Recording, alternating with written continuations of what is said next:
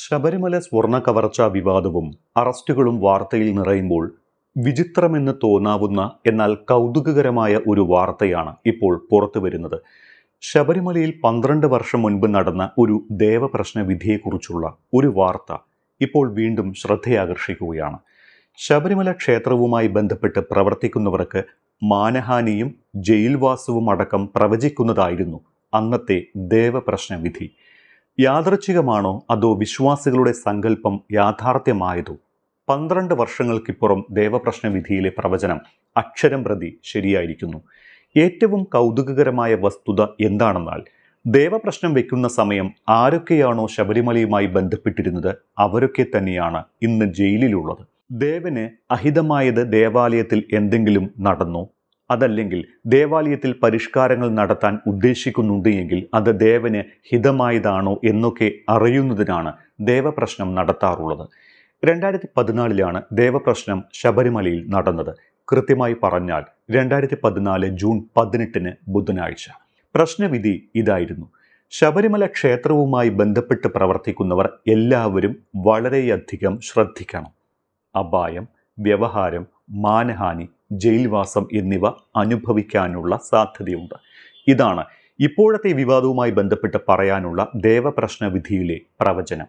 അതോടൊപ്പം മറ്റു ചില പരിഷ്കാരങ്ങളെക്കുറിച്ചും ദേവപ്രശ്നത്തിൽ പറഞ്ഞിരുന്നു. ശബരിമലയിലെ കൊടിമരം മാറ്റണമെന്ന നിർദ്ദേശം നൽകിയതും ഇതേ ദേവപ്രശ്നത്തിലാണ്. ഈ കൊടിമരം മാറ്റലിലാണ് ഇപ്പോഴത്തെ തന്ത്രി കണ്ഠരര് രാജീവര് അറസ്റ്റിലായത്. ആ അർത്ഥത്തിൽ നോക്കിയാലും ദേവപ്രശ്നം സത്യമായി എന്ന് പറയേണ്ടി വരും. 18-ാം പടിയുടെ സ്ഥാനവും അളവും മാറ്റരുത് എന്നും എന്നാൽ ഭക്തർക്ക് പിടിച്ചു കയറാൻ കൈവരി നിർമ്മിക്കാനും അനുവാദം നൽകിയതും ഇതേ ദേവപ്രശ്നത്തിലാണ്. ചെറുവള്ളി നാരായണൻ നമ്പൂതിരി, കൂറ്റനാട് രാവുണ്ണിപ്പണിക്കർ, തൃക്കുന്നപ്പുഴ ഉദയകുമാർ എന്നിവരായിരുന്നു ദേവപ്രശ്നത്തിന് കാർമ്മികത്വം വഹിച്ചത്. ദേവപ്രശ്ന വിചാരങ്ങളുടെ അടിസ്ഥാനത്തിൽ 2017 കൊടിമരം പുതുക്കിപ്പണിതു. ഈ സമയത്ത് വാജിവാഹനം തന്ത്രിക്ക് നൽകിയതാണ് ഇപ്പോൾ തന്ത്രിക്കും പ്രയാർ ഗോപാലകൃഷ്ണനും അജയ് തറയിലും അടക്കമുള്ളവർക്കെതിരായ വിവാദത്തിന് ആധാരം. അങ്ങനെ ദേവപ്രശ്നം സത്യമായി വർത്തിച്ചെന്നാണ് ഇപ്പോൾ ഉയരുന്ന വാദം. അശ്രദ്ധമായി ഉണ്ണികൃഷ്ണൻ പോറ്റിയെ പോലുള്ളവരെ ശബരിമലയിൽ കയറ്റിയതിൻ്റെ പരിണിത ഫലമാണ് ഇപ്പോൾ മറ്റുള്ളവരും അനുഭവിക്കുന്നത് എന്ന വാദവും ഉയരുന്നുണ്ട്.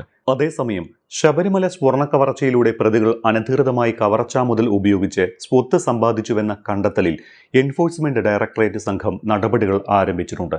സ്വർണ്ണ കവർച്ചയിലൂടെ പ്രതികൾ സമ്പാദിച്ച സ്വത്തുക്കൾ കണ്ടുകെട്ടുമെന്ന് നേരത്തെ തന്നെ ED പ്രഖ്യാപിച്ചിരുന്നതാണ്. ഇതനുസരിച്ച് ആദ്യത്തെ പണി കിട്ടിയത് ഉണ്ണികൃഷ്ണൻ പോറ്റിക്കും. SIT രജിസ്റ്റർ ചെയ്ത കേസിലെ 1-ാം പ്രതിയായ പോറ്റിയുടെ 1.3 കോടി വില വരുന്ന ആസ്തികളാണ് ഒറ്റ ദിവസത്തിൽ ED മരവിപ്പിച്ചത്. 8 സ്ഥാവര സ്വത്തുക്കൾ പോറ്റിയുടേതായി ED മരവിപ്പിച്ചു കഴിഞ്ഞു. ഇതിന് പിന്നാലെ മുൻ ദേവസ്വം ബോർഡ് പ്രസിഡന്റും CPIM പത്തനംതിട്ട ജില്ലാ കമ്മിറ്റി അംഗവുമായ A. പത്മകുമാറിന്റെ സ്വത്തുക്കളും ED കണ്ടുകെട്ടും. കൂടാതെ N. വാസു, മുരാരി ബാബു എന്നിവരുടെ സ്വത്തുക്കളും കണ്ടുകെട്ടാനുള്ള നടപടി തുടങ്ങിയിട്ടുണ്ട്. കവർച്ച ചെയ്യപ്പെട്ട സ്വർണത്തിന്റെ മൂല്യത്തിന് തത്തുല്യമായ തുകയ്ക്ക് ആനുപാതികമായുള്ള സ്വത്തുക്കളാകും കണ്ടുകെട്ടുക. സ്വർണ്ണ കവർച്ചയുമായി ബന്ധപ്പെട്ട് സംസ്ഥാന വ്യാപകമായി ED നടത്തിയ റെയ്ഡിന് പിന്നാലെയാണ് സുപ്രധാന നടപടി. ചെന്നൈ സ്മാർട്ട് ക്രിയേഷൻസിൽ നിന്ന് 100 ഗ്രാം സ്വർണം കണ്ടെത്തിയതായി ED വ്യക്തമാക്കിയിരുന്നു. മാത്രമല്ല, ദേവസ്വം ബോർഡ് ആസ്ഥാനത്തെ പരിശോധനയിൽ 2019 മുതൽ 2024 വരെയുള്ള സ്വർണ്ണ കൊള്ളയുടെ വിവിധ രേഖകളും മിനിറ്റ്സും പിടിച്ചെടുത്തവയിൽ ഉൾപ്പെടുന്നു. സ്വർണം ചെമ്പാക്കി മാറ്റിയ സുപ്രധാന ഫയലുകൾ കസ്റ്റഡിയിലെടുത്തതായി ED അവകാശപ്പെടുന്നുണ്ട്. ദേവസ്വം ജീവനക്കാരുടെ അനധികൃത സാമ്പത്തിക ഇടപാടിന്റെ രേഖകളും ലഭിച്ചതായും ഇവയെല്ലാം സൂക്ഷ്മ പരിശോധന നടത്തി വരികയാണ് എന്നും എൻഫോഴ്സ്മെന്റ് ഡയറക്ടറേറ്റ് അറിയിച്ചിട്ടുണ്ട്. അതിനിടെ ജാമ്യത്തിനായി സുപ്രീം കോടതിയിൽ പോയ N. വാസുവിനെ അവിടെ നിന്നും തിരിച്ചടി കിട്ടി. നിങ്ങൾ ദൈവത്തിന്റെ സ്വർണം കൊള്ളയടിച്ചതല്ലേ എന്ന് ചോദിച്ചുകൊണ്ട് രൂക്ഷമായ വിമർശനത്തോടെയാണ് സുപ്രീം കോടതി വാസുവിന്റെ ജാമ്യാപേക്ഷ തള്ളിയത്. 70 ദിവസത്തിലേറെയായി ജയിലിലാണ് എന്നും സ്വർണത്തിന്റെ ചുമതലയുള്ള തിരുവാഭരണം കമ്മീഷണർ ആയിരുന്നില്ല താനെന്നുമുള്ള വാസുവിന്റെ വാദങ്ങൾ തള്ളിയ കോടതി ഹർജി പരിഗണിച്ച് 3-ാമത്തെ മിനിറ്റിൽ തന്നെ ഹർജി തള്ളിക്കൊണ്ട് ഉത്തരവിട്ടു. അത്ര വേഗത്തിലായിരുന്നു കോടതിയുടെ നടപടികൾ. കവർച്ച നടക്കുന്ന സമയത്ത് വാസുവിന് ചുമതല ഉണ്ടായിരുന്നുവെന്ന് തിരുത്തിക്കൊണ്ടാണ് കോടതി ജാമ്യാപേക്ഷ തള്ളിയത്. വിശ്വാസിയെന്ന് അവകാശപ്പെടുന്നവർ തന്നെ ദൈവത്തിന്റെ സ്വർണം കവർച്ച ചെയ്യുകയാണോ എന്നും ജസ്റ്റിസ് ദീപാങ്കർ ദത്ത ചോദിക്കുകയുണ്ടായി.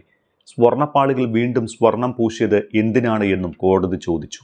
ജാമ്യാപേക്ഷയിൽ ഇടപെടാനില്ല, ജാമ്യത്തിനായി വിചാരണ കോടതിയെ സമീപിക്കാമെന്നും അറിയിച്ചുകൊണ്ടാണ് സുപ്രീം കോടതി അപേക്ഷ തള്ളിയത്.